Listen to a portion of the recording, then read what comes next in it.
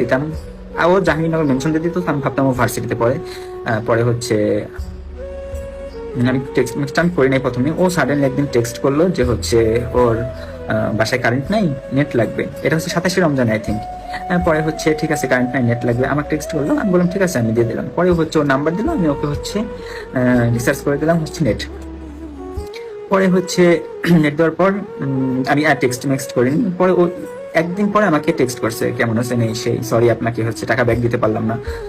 পরে হচ্ছে ওকে, ব্যাপার না, অল্প কিছু তো। পরে ঈদের দিন, আই থিঙ্ক ঈদের দিন বলতেছে হচ্ছে আপনি আমার নতুন ফ্রেন্ড, আপনি আমাকে সালামি দিলেন না। পরে হ্যাঁ, আমি বিকাশে কিছু টাকা দিছিলাম সালামি। কিন্তু ওর সাথে কিন্তু আমার প্রায় কথা বলতাম, ঠিক আছে 3-4 মানে রেগুলার ঘন্টার পর ঘন্টা কথা হইতো।